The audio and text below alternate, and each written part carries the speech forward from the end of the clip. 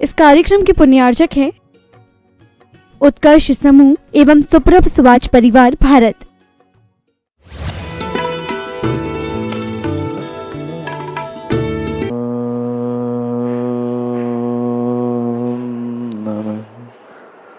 सिद्धेभ्यः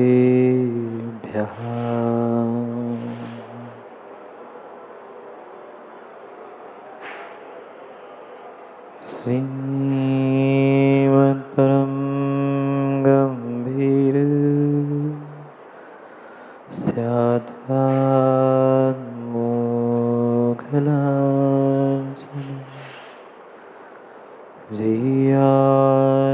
त्रैलोक्यनाथस्य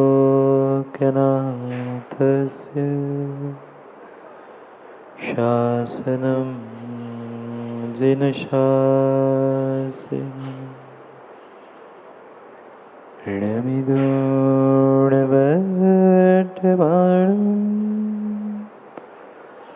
परमपाणं जिणन्ति सूतेन वोच्छामिरणसारं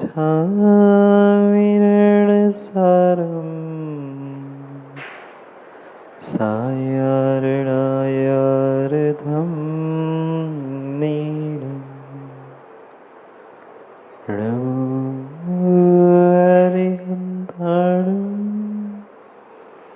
नमो सिद्धाणं नमो आयर्याणं नमो वत्सायाणं नमो लोके सर्वसाहुरम्।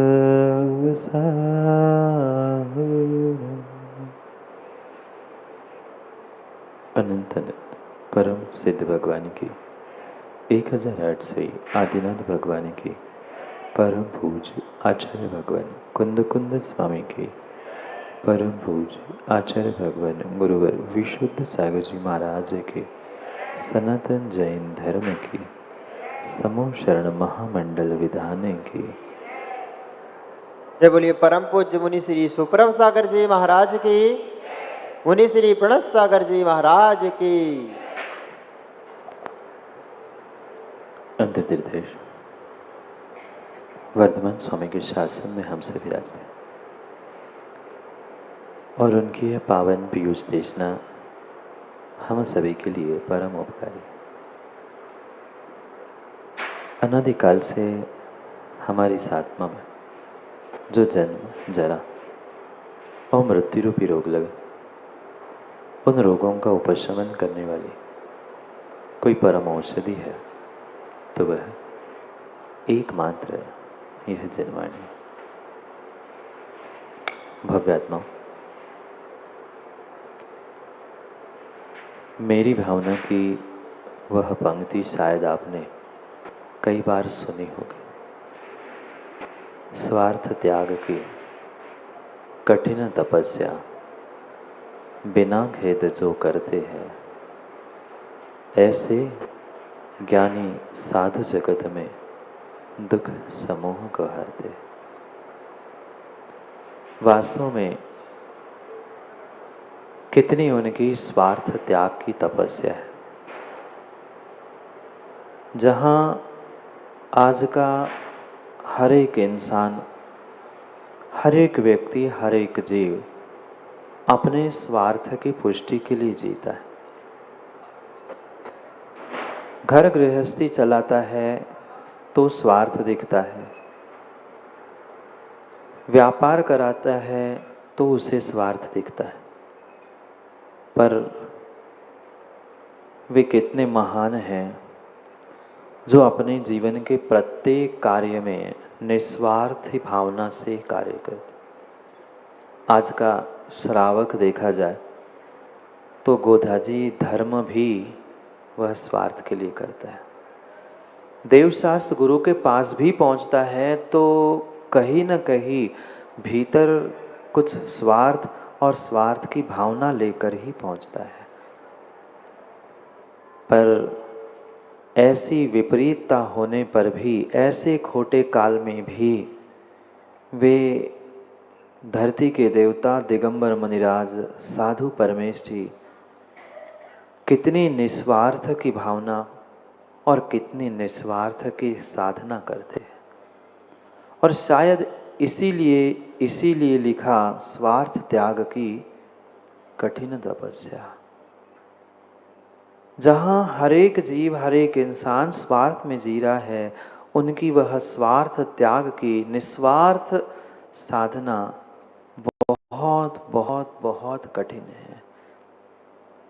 वे शांत प्रशांत मुद्रा के धारी दिगंबर मुनिराज जब कभी माँ अंजलि लगाकर आपके सामने से गुजरे तो क्या भाव होते? भले ही आप सोले के वस्त्र पहने हो नहीं पहने हो, पर ये भाव भीतर तो होते ही है। एक बार नमोस्तुतु कर ही लो, एक बार नमोस्तु कर ही लूँ, पढ़गा तो लूँ ही, पढ़ गए नहीं पढ़ गए, पर भावना तो श्रावक की यही रहती है कि कम से कम एक बार तो मैं उनका पढ़गान कर लूँ। और वो श्रावक भी कितना पुण्यात्मा होता होगा, वह श्रावक भी कितना पुण्यात्मा होता होगा जिसको निर्ग्रंथ मुनिराज के सहजता से पढ़गन और विधि भी प्राप्त हो जाती है। धन्य है श्रावकों, आपकी भी श्रद्धा धन्य है। साधु की तो स्वार्थ त्याग की तपस्या चल ही रही है, उनकी तो तपस्या चल ही रही है, पर उन तपस्वियों के प्रति, उन साधुओं के प्रति आपकी जो श्रद्धा है वह वास्तव में श्रावकों की श्रद्धा भी प्रशंसनीय है। श्रावकों की श्रद्धा भी प्रशंसनीय है। कोई चौथे काल में साक्षात फल देने वाला आज धर्म और धर्म की क्रियाएं नहीं दिख रही, पर फिर भी इस खोटे काल में सच्चे भावलिंगी निर्ग्रंथ मुनिराज और सच्चे भावलिंगी श्रावक भी आज दृष्टिगोचर हो रहे हैं। ये कितना सौभाग्य जीवों का है कि हर पल उन्हें अपने धर्म अनुष्ठान के लिए सच्चे देव शास्त्र गुरु का सानिध्य मिलता है। एक तरफ श्रावक अपने स्वार्थ की पुष्टि के लिए कई बार देव शास्त्र गुरु का भी उपयोग कर लेता है, पर फिर भी निर्ग्रंथ मुनिराज कितने निस्वार्थी। वे जान रहे हैं डोसी जी, तुम्हारे छल कपट एक एक कार्य को जान रहे हैं, पर फिर भी वे निश्चल होकर निस्वार्थ होकर छल कपट करने वालों को भी खुले हाथ से और खुले हृदय से आशीर्वाद देते हैं कि भगवान इसको भी सद्बुद्धि मिल जाए, इसको भी सद्बुद्धि मिल जाए। यही वास्तव में कठिन तपस्या है, यही कठिन तपस्या है। सामने कोई विपरीत कार्य दिखने के बाद भी वो मुस्कुराकर हाथ उठाकर बहुत अच्छे से कहते हैं ठीक है, आशीर्वाद। क्या वो समझ नहीं पा रहे थे आपके छल को? क्या वो आपके झूठ को देख नहीं पा रहे थे? क्या आपकी मायाचारी उन्हें समझ में नहीं आ रही थी? तो सब कुछ रहा था, पर उनकी वह दया करुणा और उनके वह ऐसे भद्र परिणाम हैं कि मेरे कोई कार्य से किसी धर्मात्मा श्रावक को दुख ना हो, ऐसा उनका अथ पुरुषार्थ हुआ करता है। यूं ही नहीं कहा स्वार्थ त्याग की कठिन तपस्या, और ऐसे ही नहीं कहा दुख समूह को हरते हैं। जहाँ हर पल श्रावकों आप दुखों में, कष्टों में और परेशानी में जी रहे हो, साधु के पास पहुँच भर जाओ, साधु के पास कुछ एक मिनट शांति से बैठ भर जाओ। क्यों सीमेंट? शांति नहीं मिलती। कितने ही दुखी, कितने ही कष्ट और कितनी ही परेशानी क्यों ना हो, पर माँ श्रद्धा के साथ मन एकाग्र करते हुए कुछ क्षण, कुछ मिनट उन निर्ग्रंथों के पास बैठ भर जाओ। कुछ नहीं कहना, कुछ कहना नहीं। कहोगे, मांगोगे तो जितना मांगोगे, जितना कहोगे उतना ही मिलेगा, पर मात्र उन वर्गणाओं का, उनके उन चारित्र का, उनके ज्ञान का, उनके श्रद्धा का अनुभवन करने के लिए कुछ क्षण उनके पास, उनके करीब बैठने की अनुभूति कर लो। जो वो साक्षात अनुभूति कर रहे हैं उनकी कुछ न कुछ अंशों में तुम्हें अनुभूति होगी ही। और इसीलिए कवि ने कहा कि दुख समूह को हरते हैं। वे आपके दुखों को खींचकर अपने लिए दुखी नहीं करते, पर उनकी वह वर्गणा, उनकी वह साधना और उनका वह पुण्य और पुण्य के शक्त्यांश इतने प्रभावशाली होते हैं कि उनके चरणों में बैठकर, उनके चरणों के पास बैठकर ही एक दुखी जीव अपने दुख को, अपने कष्ट को भूल जाता है। क्यों भीलवाड़ा ज्ञानी? ऐसा नहीं होता ना? बिना सोचे, बिना मांगे, बिना कुछ किए अगर श्रद्धा के साथ श्रावक वहां पहुंचता है तो उसकी पर्याय धन्य होती है, परिणाम धन्य होते हैं। फिर सोचना, उन निर्ग्रंथों के हाथ पर आपने निवाला एक ग्रास रखा, वह कितना पुण्य का उदय उस श्रावक का होगा कि निर्ग्रंथ को पड़गान करते हुए, निर्ग्रंथ का पड़गान करते हुए वह उनको दान देने का सौभाग्य प्राप्त कर रहा है। श्रावक की श्रद्धा भी महान है और साधु की तपस्या भी महान है। इन दोनों के इस महान पुरुषार्थ से ही हमारा ये महान जैन धर्म आज तक जीवित है और आने वाले समय में भी ऐसा ही जीवित रहने वाला है, ऐसा ही जीवित रहने वाला है। पर ये सोचना, विचार करना उन निर्ग्रंथों के भी बारे में कि वे जब मुद्रा लगाकर आपके सामने से निकल रहे हैं, क्या उनके परिणाम होते होंगे?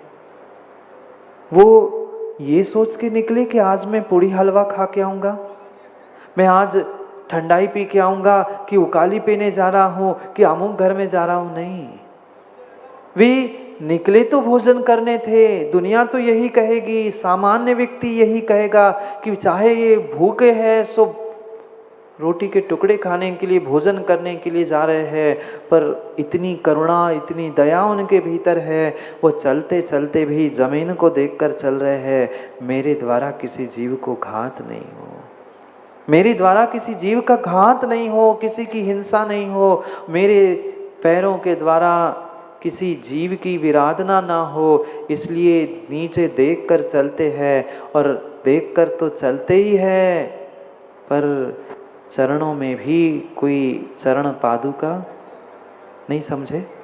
जूते चप्पल, आप लोग जूते चप्पल क्या, गाड़ी क्या, कितने जीव नीचे कुचल रहे हैं, मर रहे हैं, कोई विवेक नहीं, कोई विवेक नहीं। पर एक जीव का भी घात ना हो, इसलिए वह देखकर बिना चरण पादुका के, बिना जूते चप्पल, भले ही अपने पैरों में कंकड़ चुभ जाए, कांटे चुभ जाए, सब कुछ हो जाए, भरी दोपहरिया में पैर जल भी क्यों ना जाए, पर कभी ये भाव नहीं रखते कि मैं चरणों में चरण पादुका पहन कर पहुँचूँ, मैं कुछ अपने आप को आच्छादित करके कहीं पहुँचूँ। ये निर्मल परिणति ही उनके स्वार्थ की पुष्टि कर रही है। आप सोच सकते हैं कि अभी तो महाराज कह रहे थे स्वार्थ त्याग की कठिन तपस्या, और अभी पुनः कह रहा हूँ कि निर्ग्रंथों जैसे, मुनिराजों जैसे, धरती के देवता जैसे कोई स्वार्थी धर्मात्मा इस संसार में नहीं है। दोनों बातें विरुद्ध लग सकती है, पर ये विरुद्ध बातें अपेक्षा से समझनी होगी। वह विषय, राग, द्वेष, भोग, इच्छा, इनके प्रति तो निस्वार्थ है, स्वयं के शरीर के प्रति भी निस्वार्थ है। शरीर के वह मात्र पुष्टि हो जाए, मैं मोटा हो जाऊं, बलिष्ठ हो जाऊं, शरीर को मैं बहुत सुंदर बना लूं, इसलिए किसी प्रकार से वह स्वार्थ की पुष्टि के लिए नहीं, अपितु स्व और अर्थ, स्व यानी मैं, अर्थ यानी पदार्थ, मैं और मेरा पदार्थ, इस पर ही जिनकी दृष्टि होती है वे ही सच्चे स्वार्थी होते हैं, वे ही सबसे बड़े डरपोक होते हैं। आप डरते हैं ना माँ? आप डरपोक हो कि नहीं? एक छिपकली, एक कॉकरोच आ जाए ना यहाँ पर, पता चल जाए आधी सभा इधर की उधर हो जाएगी। ये साधु भी डरपोक है, पर किसी छिपकली, किसी कॉकरोच, किसी बाहर के भयों से, उपद्रवों से वो डरते नहीं हैं। वे मात्र और मात्र पापों से डरते हैं। वे पाप भीरु है, पाप रूपी डर से वह भयभीत है कि मैं पाप ना कर लूं, मेरे से किसी की हिंसा ना हो जाए, किसी को दुख ना हो जाए। हर पल उनकी परिणति वह पाप भीरु जैसी होती है। और पापों से बचते हुए अपने स्व अर्थ की, अपने निज आत्म अर्थ की रक्षा करना ही उनके लिए स्वार्थी बनाने का कार्य करती है। दोनों बातों को समझना, स्व अर्थी, अपने आत्मा के अर्थ को, आत्मा के प्रयोजन को समझने वाले होने से उस पदार्थ की प्राप्ति के लिए दुखों से, पापों से, हिंसा से अपने आप को बचाने का पुरुषार्थ करते हैं। अपने आप को कर्म बंध ना हो, दुर्गतियों में, दुर्योनियों में पुनः भटकना ना पड़े, इस अभिप्राय से वह स्वार्थी है। आप जैसे महिपाल जी स्वार्थी नहीं है, आप जैसे स्वार्थी नहीं है। भले ही समाज खड़ी रहे, हमें तो ले जाना सा तो हम तो ले ही गए, भले जो हो व्यवस्था, हमारा स्वार्थ सदना चाहिए। ये स्वार्थी प्रवृत्ति साधु की नहीं होती। ना किसी एक व्यक्ति से राग द्वेष, किसी एक मंदिर, किसी एक संप्रदाय से उनका राग द्वेष होता है। अगर कहीं उन्होंने निर्णय किया है, वह भव भीरु हुए हैं, पाप भीरु हुए हैं, डरपोक हुए हैं, तो अपने आप को कर्म बंध से बचाने के लिए एक छोटी सी भूल भी मेरे लिए पापों का आश्रय बंद करने के लिए निमित्त हो सकती है। इसलिए डरपोक होने से वे स्वार्थी कहलाते हैं। स्व अर्थ आपकी भी रक्षा करते हैं, आप पर भी करुणा करते हैं, आप पर भी दया करते हैं, आप पर भी आशीष लुटाते हैं। मात्र और मात्र पंकज जी, मैं अपनी आत्मा की रक्षा के लिए, इतना छल कपट करने के बाद भी वो छलिया सामने आके मुस्कुराता है गौरव जी, फिर भी निर्गंत आशीर्वाद देते हैं। उसका जो होगा वो तो कर्म देख लेंगे, पर उसके प्रति भी मैं राग द्वेष करूंगा, उसके प्रति भी बुरा सोचूंगा, तो मुझे तो पाप नहीं छोड़ने वाला, मुझे कर्म बंध नहीं छोड़ने वाला है। ये निर्णय उनके पास है, इसलिए वे स्वार्थी है। तेरा तू जान, पर मैं अपना घाटा नहीं करूंगा। ये निर्णय उनके भीतर होता है। इसलिए छलिया कपटी के सामने भी पहुंचकर वो मुस्कुरा कर आशीर्वाद देते हैं, इसको भी सद्बुद्धि मिल जाए।